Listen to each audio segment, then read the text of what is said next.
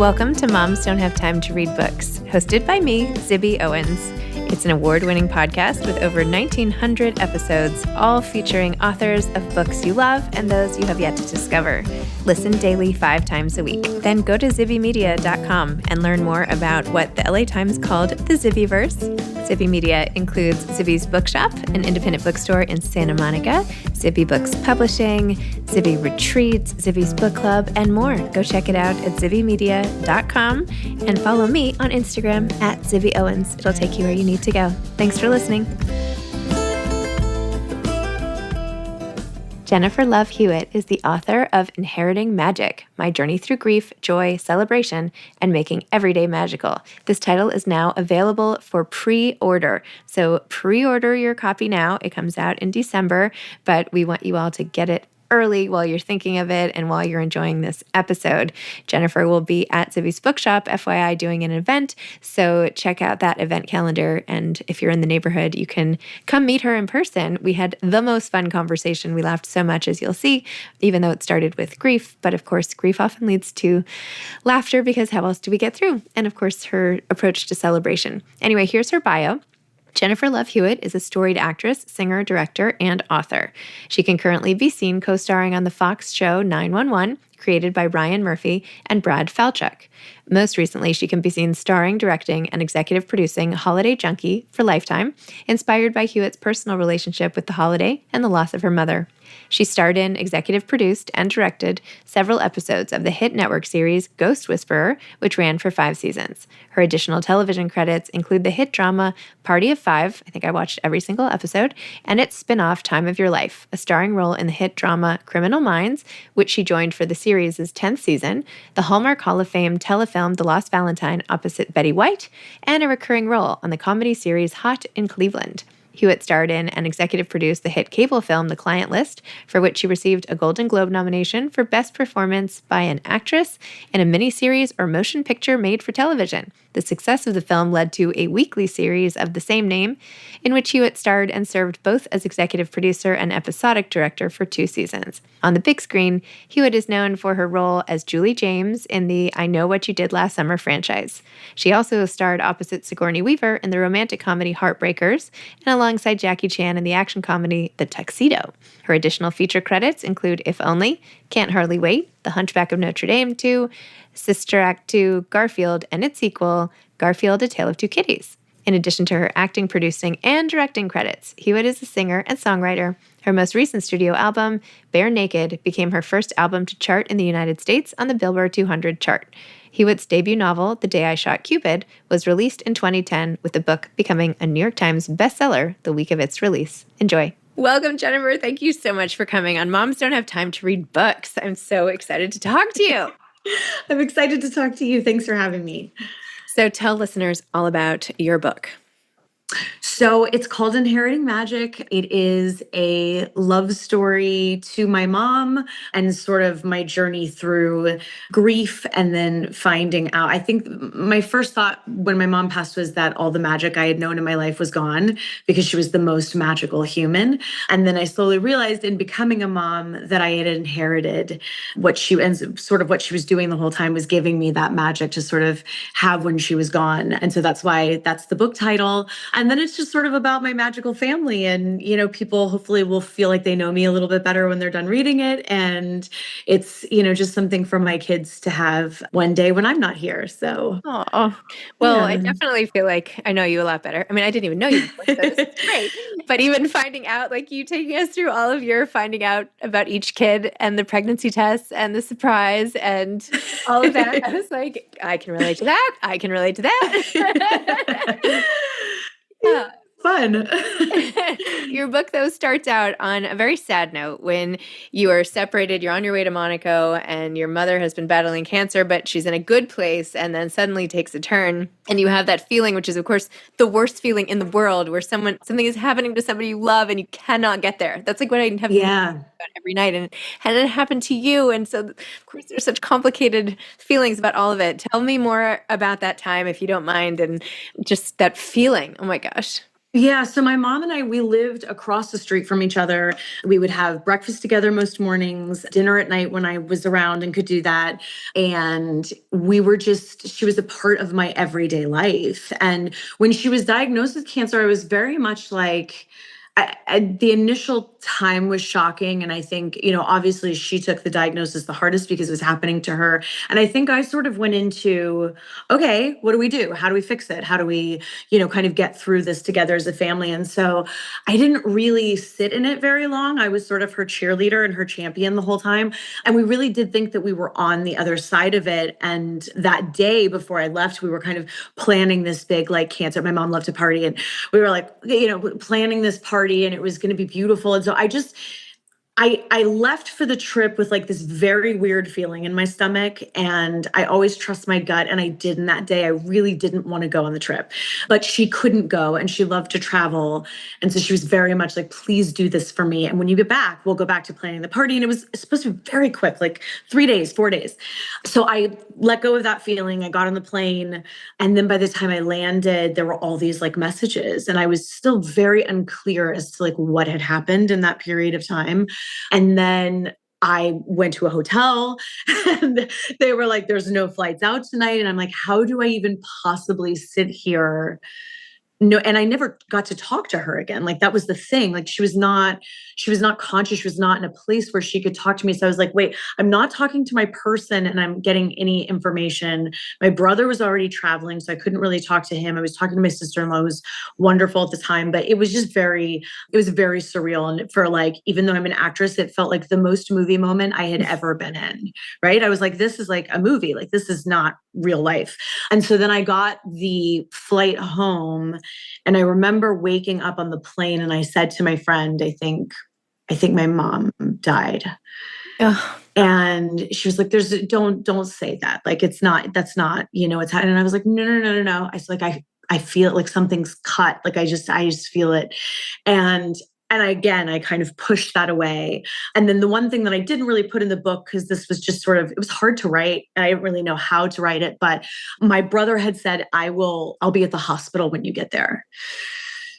And I picked up the phone when we landed to call him, and I heard the airport announcement in the back of our phone call. And I was like, my brother wouldn't be at the airport if my mom was alive. And I knew he had come to get me because I wasn't going to be okay. And so I just like, that I don't really remember anything after that for like at least until we got to her house like 2 hours later. But I had to go through custom. I mean, it was like a nightmare. But he was there for me. He was waiting outside the airport, Oh. and the press knew at that time that my mom had passed. Like, they had known for hours. What? Like, before I did, which was so weird. And yeah, it was just it was such a strange thing. And when I walked into her house, my whole family was there, because that was like how long, the flight was 10 and a half hours, right? Like, it was a totally different day. So everyone was there, and they were just looking at me. And I remember thinking, get out of here. Like, just stop. Like, this is not, like, no, not, I don't want to look at you. I don't want you looking at me. Like, I just want to be here and understand what's happening. But then, obviously it was lovely to have everyone around and all of that stuff. But yeah, it was a very strange moment, and didn't feel real for a very long time, which is why I think it took me so long to like actually write it down and put it in a book. I think I needed to kind of sit with it for a while and be like, wait, what was that? What happened there? And then I had to decide, for book purposes, like what I was going to put in there and what I wasn't. And I think I put the right version in the book, but it was interesting for sure. Yeah. I'm so sorry that happened to you. And Thank you. I do like Thank how you.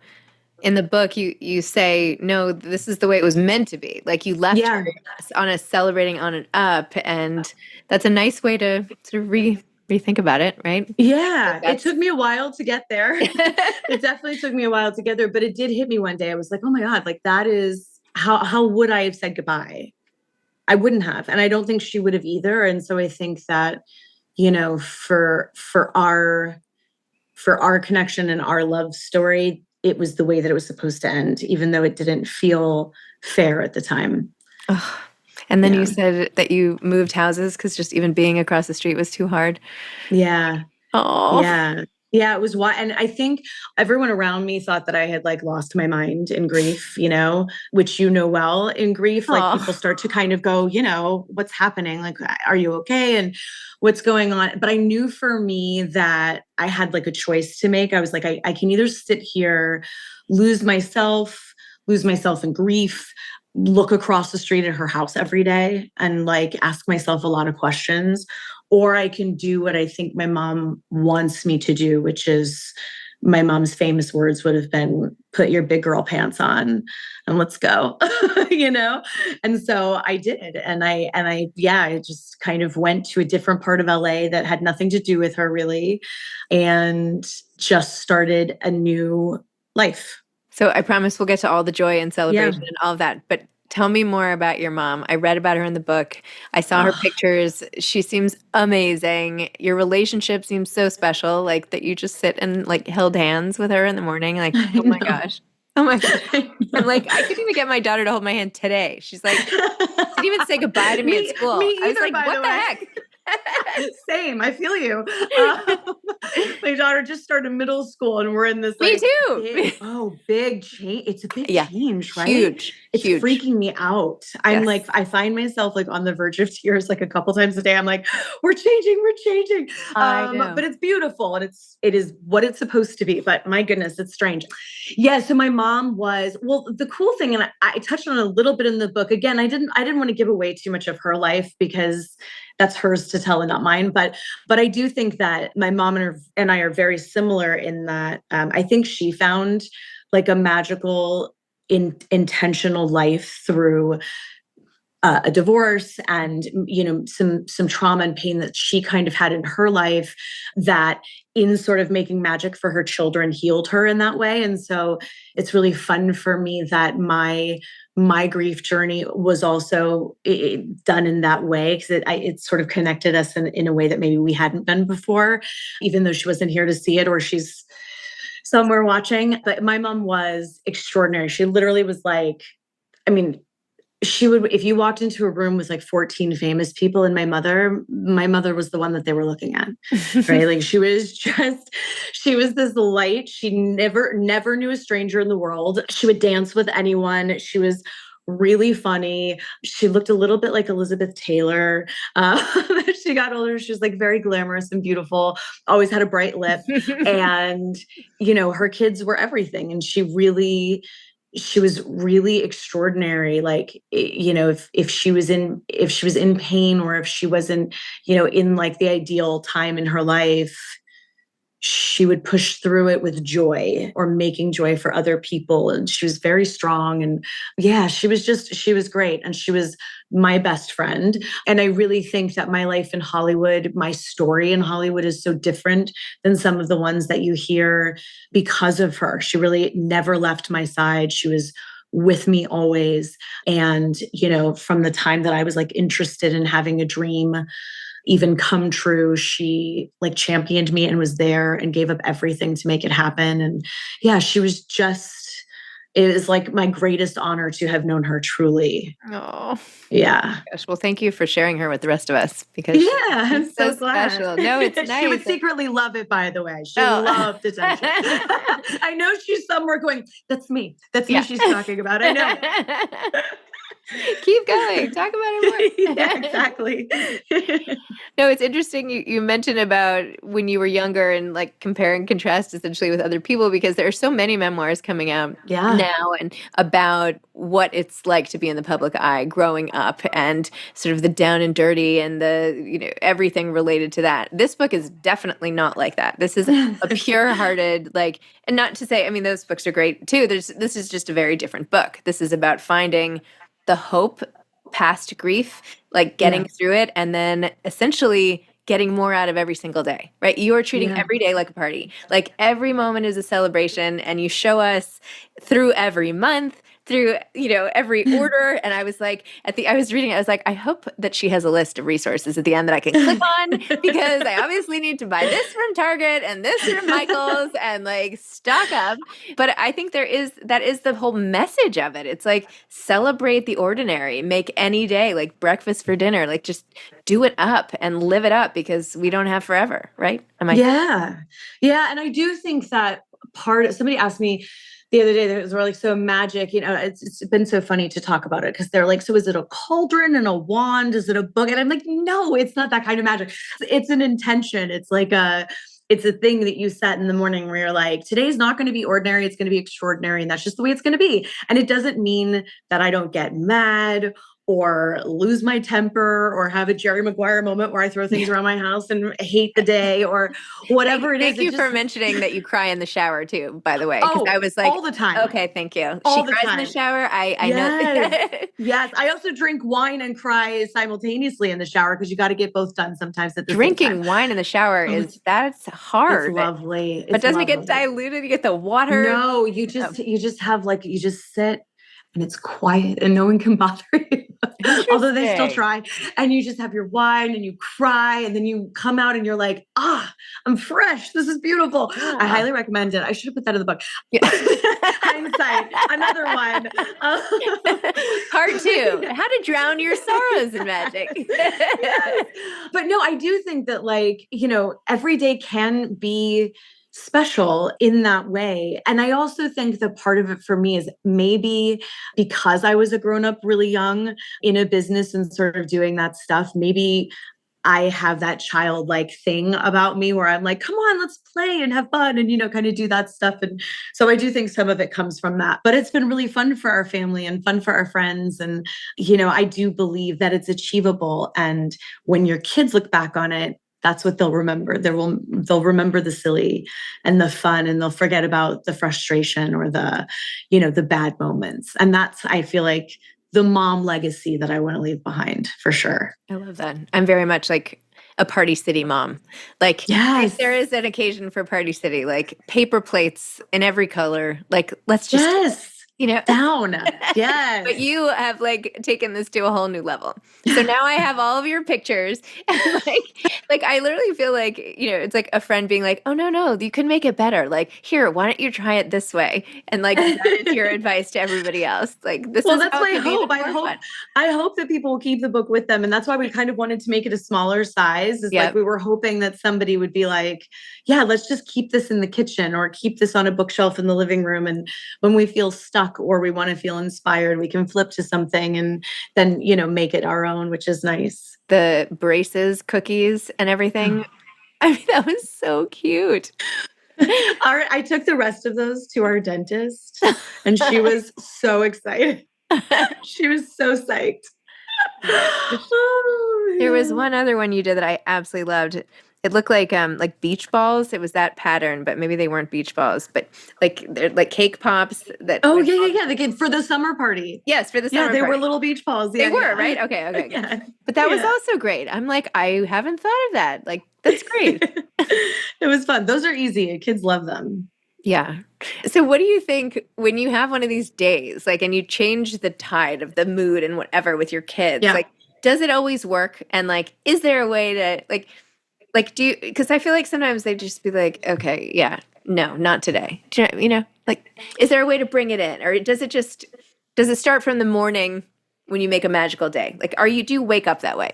Sometimes. I mean, I really am such a weirdo. I really do try either before I put my feet on the floor in the morning or when I'm in the shower. I get a lot done in the shower. It's a magical place for me. This must be an amazing shower. It's not. It's just a normal shower. But for me, it's like a vortex of goodness. But no, I really do try to I will often say out loud, all right, let's go and make today magical. And we'll kind of figure it out. And not all the time does it work. Sometimes everybody's in a bad mood and we, don't get to it, or work changes and, something happens, but I'll try to sprinkle in something magical when we can. And we try to do it as much as possible. Like yesterday was a classic example of something not working out. My daughter's new friend was coming over. We missed her birthday last week. So I was like, I'm going to make brownies, but I'm not going to make them from the box. I'm going to make them from scratch. I'm going to make the chocolate fudge sauce to go with it. I'm going to put the candles in. So I had like Halloween decor in the thing, and it said I'm in my spooky era, and it looks like, Taylor Swift. So I like did the table up and I put it all out, not realizing that I was in a rush and did not let the brownies cool before I put the candles in. And so all of the wax melted into these brownies. And this sweet girl she was like, it's okay. They're still going to be good. And I was like, you know what? They are going to be good. And I was like, and you know what happened? I was like, the wishes that we made for you melted into the brownies. And therefore, we have to eat them. And I was like, we just got to eat it. So we just ate them with our hands. And we picked around. Gosh. And we made sure we didn't get like gold foil from the candle and like that, and we just made it a thing. But something about it felt so special. And her mom sent me a message this morning, and she was like, I have to say, my daughter gave you the best compliments. She said, that mom makes me feel like I'm just one of them. Aww. Nothing fancy about her. And I was like, nope, not when you're eating wax and brownies. Not God. So fancy, but we made it a thing and it was good. So it was okay. I have to say, my mom makes like really great brownies. And she once said to my sister-in-law, she was like, one day I'll give you the recipe. And I was like, Mom, you make Duncan Hines brownies, but you put chocolate chips in them. What? This is not even a recipe. And she's it's like Phoebe. She's not ready. Nestle Toll House. Yes, exactly. Yes. Oh my gosh. So good. Oh my gosh. Okay, so why did you decide to write a book? Like why now? I mean, I know you've processed grief with your mom and like in that, but like why this? And did you think about writing like a tell-all like type of memoir? Like did you think about only doing like a beautiful coffee table book only with like balloons? Do you know what I mean? Like Yeah. I mean, I think a lot of people, I've had a lot of people be like, yeah, write a memoir. And I'm like, I don't know that those stories need to be out there. And I also am very protective of, and maybe that's because I'm written about a lot in my life. I'm very protective of like, just because it was my story and my takeaway from that moment doesn't mean that it was that for that other person, So like, I never want to go and tell a story about someone and then have the takeaway be wrong or, more my feeling than like it's just, it gets muddy. And I have really wanted to honor my mom in some way. And I started this brand called The Holiday Junkie, which is like my happy place of all the things that I love throughout the year that are like decor and fun and joyful and, kind of all of those things. And so I was like, how do I kind of honor my mom in that way? How do I do this? And then I'm at the age now where I'm realizing that a lot of people around me are starting to have grief, like starting to lose parents or husbands, even wives, people like that. And we're in a time in the world, obviously, where there's so much grief going on that I was like, maybe my story of coming out on the other side of it in a magical way. And it almost sort of blessing me the freedom of like truly just living life to the fullest in hopes that when my time comes one day, I will have no regrets. Right. And I will have gone, oh, but we had a good time. We had a good time. And they're going to remember that we had a good time. Maybe that is what I need to say to people. And so that's kind of how the book started. And I was like, oh, and this is also maybe a really good chance 11 years in when I started writing it to just let go of another layer of grief. And I knew that writing the first part of the book was going to be really hard. And it was like, it took me forever because I would just like sit and sob. And I had like Santa lights at my desk and I'd be like, and my husband was like, what did we get down today? I'm like, nothing, not much, but deep feelings, magic. And it was awful, but I really got through it. And when I got through it, I was like, oh, I honored her, And I think because like going back to that day with like the press knowing about it before, I never could say anything about it. Like I could never find the words or people wanted to know like what my thoughts were on losing my mother. And I was like, I don't know how to explain that to you. I don't know. And so this was my chance to say, okay, this is how it was to lose my mother. And now this is how I move on from losing my mother. And so it just felt like the right book, and it felt like the right thing. And I also felt like it was a really nice gift to my children and my husband to sort of be like, this is our little magical life, and it's important and it's special and it's worth sharing with other people, and the kids have loved it. We just got the hard copies of it like last week, and the baby sits with it on the floor and he goes through and he goes, that's me. That's my birthday. And then Atticus goes, and that's my birthday. And they like look at it and they can't believe they're on the cover and they love it. And my daughter actually read some of the first part about my mom that she didn't know, and she had to like put it down. She was like, I didn't know this about Mimi. And she was like, this is hard. And I was like, yeah, it's hard, but you can pick it up another time. So it's been good.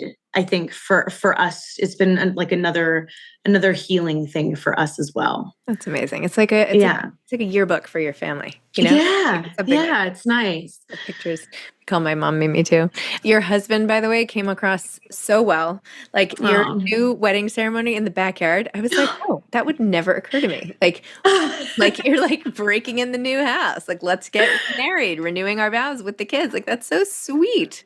It was really fun. He loved it. It was a good surprise. He's a really good guy. And, I would have never thought that my love story would have started in such pain and in such a weird version of who I was at the time, because I really was so changed. But the way he handled it and how there for me he was, and my family, really for all of us, it was beautiful to see. And I do believe that, he was gifted to me from her a little bit in some special way. So, yeah. Oh my gosh, that's so amazing. Yeah. Will there be any follow-ups to the book? Are you hooked on it now? I am sort of hooked on it. Yeah, I would love to do a teen book for how to find magic in the midst of all that kind of chaos with all the hormones and the heartbreaks and the, all that stuff. I think that could be really fun to do. And yeah, I already definitely, even as I've been talking about the book a little bit, I'm like, why didn't I put that in the book? So I've been taking notes and writing it down in case I want to do another one. But I was just really grateful to do this one and to have it coming out and have people care about it at all. For you to care about it is insane to me. Thank you so much for the love and kindness that you've shown it. And I mean, I don't consider myself a real writer by any stretch. You're a real writer. Okay.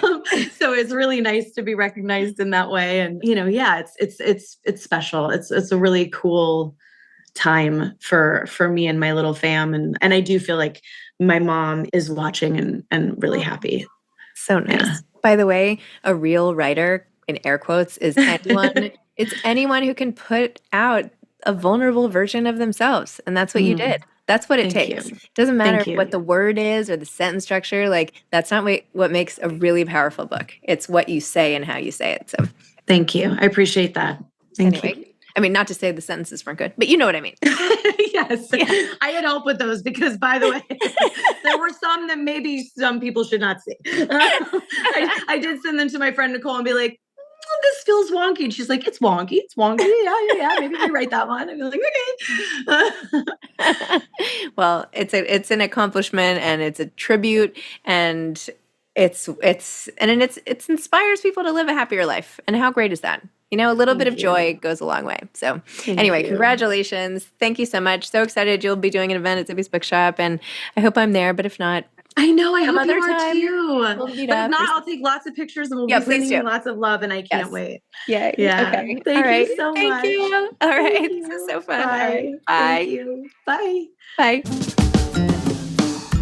Thanks for listening to Moms Don't Have Time to Read Books. If you love it, please leave a review and follow us on social at Zibby Owens and at Zibby Readers.